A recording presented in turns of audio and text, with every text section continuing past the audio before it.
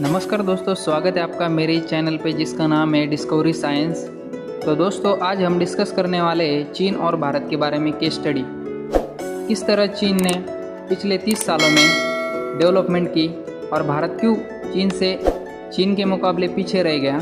तो दोस्तों, वीडियो को शुरू करते हैं। वीडियो अगर पसंद आए तो लाइक, शेयर और सब्सक्राइब करना मत भूलिए। तो चलिए दोस्तों, वीडियो को स्टार्ट करते हैं। तो पहला जो सबसे इम्पोर्टेंट जो टॉपिक है वो है भारत में डेमोक्रेसी है और चीन में कम्युनिस्ट गवर्नमेंट है।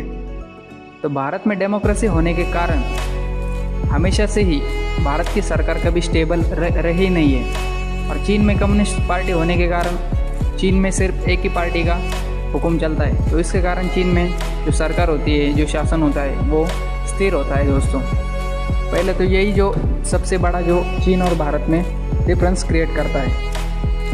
और भारत में क्या होता है दोस्तों कि हमेशा से कोई ना कोई स्टेट में हमेशा इलेक्शन होते रहते हैं। जैसे ग्राम पंचायत का इलेक्शन हो गया, एमएलए का इलेक्शन हो गया, और बड़े से जो इलेक्शन जितने भी होते हैं तो वो भारत में हर साल हर महीने होते ही रहते हैं किसी न किसी स्टेट में। जैसे बिहार में अभी इलेक्शन चल रहे हैं, बंगाल में अभी इलेक्शन चल रहे हैं। तो इसी तरह सेंट्रल गवर्नमेंट कभी स्टेबल हो ही नहीं पाती। तो इसके वजह से क्या होता है कि अगर गवर्नमेंट स्टेबल नहीं तो गवर्नमेंट का ध्यान सिर्फ इलेक्शन पे ही रहता है और डेवलपमेंट पे कम रहता है। तो चीन में ऐसी कोई प्रॉब्लम नहीं है दोस्तों। इसकी वजह है कि चीन में एक ही पार्टी का शासन रहता है हमेशा से। तो इसकी वजह से चीन में ऐसी प्रॉब्लम कभी भी क्रिएट नहीं होती दोस्तों। और जो भारत का ग्लोबल आउटपुट बाय वैल्यू जो 1990 में था दोस्तों, वो 2% था। मतलब जो भारत दुनिया को एक्सपोर्ट करता है माल, उसका जो वैल्यू था वो सिर्फ 2% था। और चीन का 1990 में जो एक्सपोर्ट बाय जो वैल्यू थी, तो चीन की भी 3% थी दोस्तों।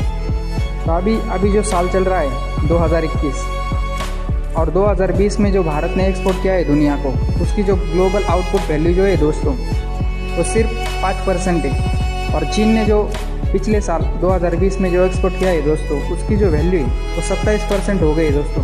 तो आप इसी बात से अंदाज़ा लगा सकते हैं दोस्तों कि चीन अभी ग्लोबल फैक्ट्री बन चुका है और भारत इसके मुकाबले बहुत ही पीछे है दोस्तों। मैन्युफैक्चरिंग में भारत की अभी भी बहुत ही दयनीय अवस्था है दोस्तों चीन के कंपैरिजन में।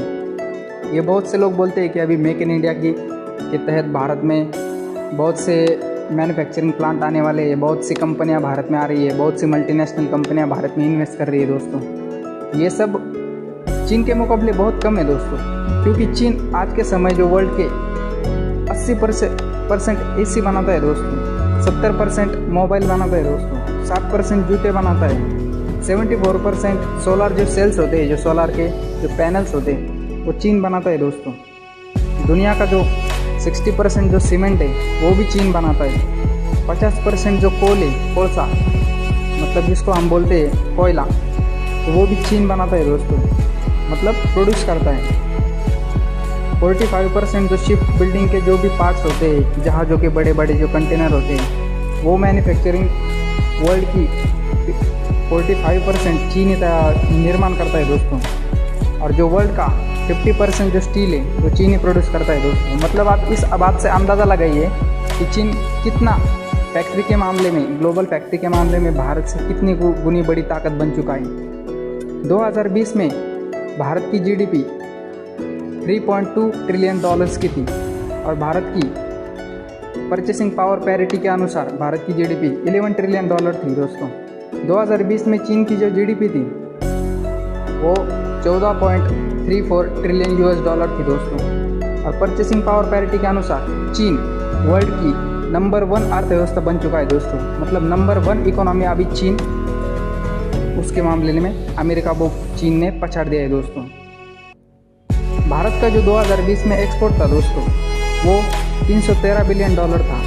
और चीन का जो 2020 में एक्सपोर्ट था तो 2.2 ट्रिलियन यूएस डॉलर था। मतलब भारत की जो इकोनॉमी उसका 70%, मतलब जो भारत का पूरा जो इकोनॉमी का जो सिस्टम होता है, 3.3 ट्रिलियन डॉलर की भारत ने गुड्स प्रोड्यूस की थी, उतना तो चीन सिर्फ एक्सपोर्ट ही करता है दोस्तों। मतलब इस बात से अंदाज़ा लगाइए कि चीन में फैक्ट्रीज के मामले में कितना चीन भारत से आगे निकल चुका है दोस्तों। साल 1978 में भारत की जो अर्थव्यवस्था थी, भारत की जो हालत थी, वो चीन से बहुत अच्छी थी दोस्तों।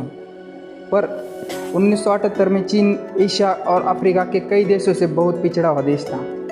भारत के कंपैरिजन तो बहुत दूर की बात है, अफ्रीका और जो एशिया के छोटे छोटे देश हैं उनसे भी चीन बहुत पिछड़ा देश था दोस्तों, पीछे था इस मामले में। चीन में बहुत गरीबी थी और आज की स्थिति यह है कि चीन ने 25 सालों में 80 करोड़ लोगों को गरीबी से बाहर निकाला है दोस्तों। और भारत में आज भी 35% लोग गरीबी रेखा के नीचे ज़िंदगी बसर करते हैं दोस्तों। तो यही डिफरेंस चीन में और भारत में क्रिएट करता है। भारत में जो लेबर लॉज होते हैं दोस्तों, लेबर लॉज का मतलब होता है जो फैक्ट्री में जो लेबर है उनके रूल्स एंड रेगुलेशन जो होते हैं वो बहुत, उसकी स्थिति बहुत ख़राब है दोस्तों। चीन में एक ही पार्टी का जो शासन होता है, इसके कारण लेबर लॉज उधर के बहुत ही रिलायबल, बहुत ही आधुनिक और उसमें अपग्रेडेशन हमेशा चीन करता रहता है। इसके वजह से चीन में कंपनियां जल्दी आती हैं। और दूसरा उसका मुख्य जो पॉइंट है कि भारत में बहुत सी मल्टीनेशनल कंपनियां भारत में क्यों नहीं आती, तो उसका सबसे बड़ा जो भारत का ड्रॉबैक है वो ये है कि लैंड जो एक्विजिशन होता है भारत में, मतलब जो ज़मीन की खरीदारी होती है, तो भारत में जो प्रोसेस है वो बहुत स्लो है। भारत के जो लॉज होते हैं, नीति है भारत की, वो बहुत ही अस्थिर स्थिति है भारत में। और जो चीन में लैंड एक्विजिशन का कोई भी ऐसा प्रॉब्लम नहीं है, क्योंकि चीन में ये कम्युनिस्ट गवर्नमेंट का रूल होने के कारण चीन के इंच ज़मीन पर गवर्नमेंट का मालिकाना अधिकार होता है। तो इसके वजह से चीन में किसी भी मल्टीनेशनल कंपनी को अगर प्लांट स्थापित करना है तो उसको बहुत सी झंझट का सामना नहीं करना पड़ता। 4 से 5 दिनों में लैंड एक्विजिशन का प्रोसेस क्लियर हो जाता है। तो इसके वजह से भारत में मल्टीनेशनल कंपनियां आने में 10 बार सोचती है और चीन में जाने के लिए वो हमेशा ही रेडी रहती है। और इसके और एक इम्पॉर्टेंट ऐसा टॉपिक है कि जिस बात पर किसी का ध्यान नहीं गया कि भारत का जो इंफ्रास्ट्रक्चर है, roads, railways, connectivity, freight corridors, industrial zones, इनका जो इंफ्रास्ट्रक्चर है दोस्तों वो बहुत ही लो क्वालिटी का है, बहुत ही लो क्वालिटी का है। क्योंकि अगर किसी एरिया को भारत ने इंडस्ट्रियल कॉरिडोर बनाया तो उसमें क्या इम्पोर्टेंट रोल अदा करता है कि ट्रांसपोर्ट और कनेक्टिविटी बहुत ही अच्छी होनी चाहिए उस एरिया की। तो भारत में ये प्रॉब्लम हमेशा ही फेस की है।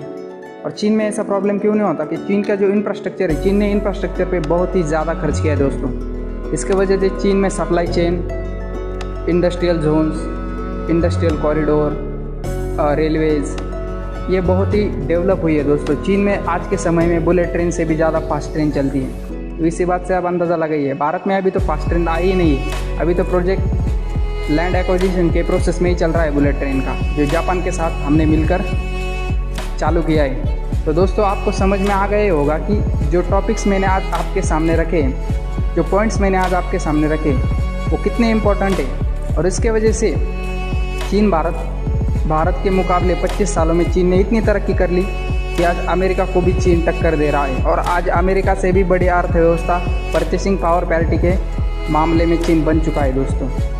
तो यही सारे जो टॉपिक्स थे आप खुद ही कंपैरिजन कर लीजिए, आपको समझ में आ जाएगा। और वीडियो पसंद आए तो लाइक, शेयर और सब्सक्राइब करना मत भूलिए दोस्तों। धन्यवाद दोस्तों।